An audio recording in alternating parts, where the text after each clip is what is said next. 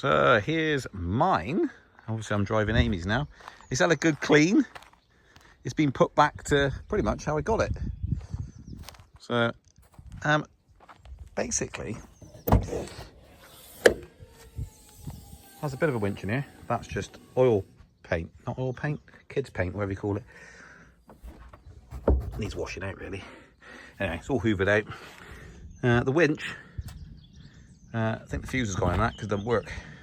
It was working, and it popped, and that was that. But I've just spent, to give it a fresh MOT, it wasn't due for a couple of weeks, but give it a fresh MOT. Can you guess how much? No, you're wrong. 830 quid. So, 3 new tyres. They're extra load ones, of course, XL tyres. There was a lower ball joint, which requires essentially like the wishbone part of it to be replaced because it's one unit. That was done. Had wheel alignment done. So yeah, it's got a fresh MOT on it, but at the cost of 830 quid. So that was a little bit frustrating. But got some nice new tyres on them. So fresh as a daisy. So that's all been done. That's good. So now actually drives a lot better now that essentially it's all aligned and there's no knocking. So at least that's done. And then I've had it all hoovered out. It's been valeted.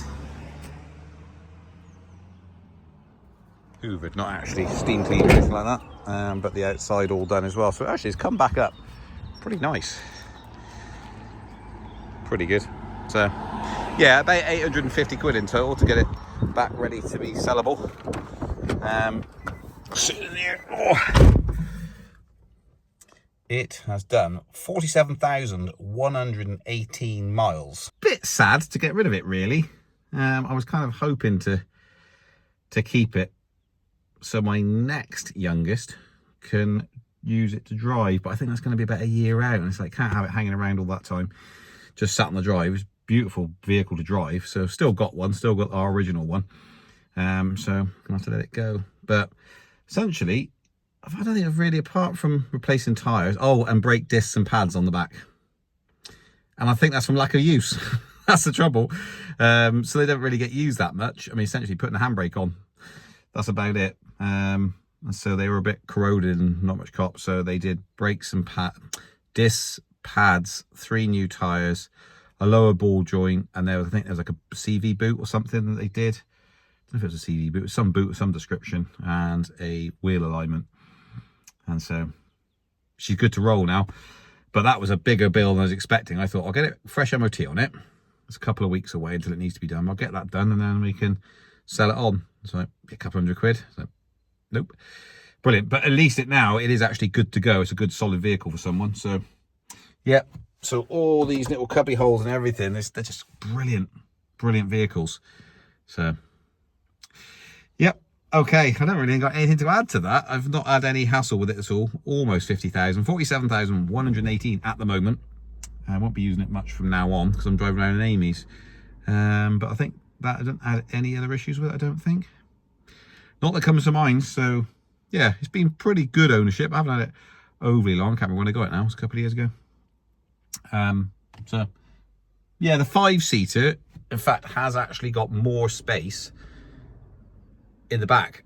It's a lot easier to basically load it up. I've noticed that just driving around Amy's recently. To load stuff in, you've got the back seats down. Of course, you can hook them up onto the side, and then we do need the 7 seats. Well, we need 6, but yeah, I could take one of them out. You could take the seats out of hers and make it like this one, but for convenience it's best not to.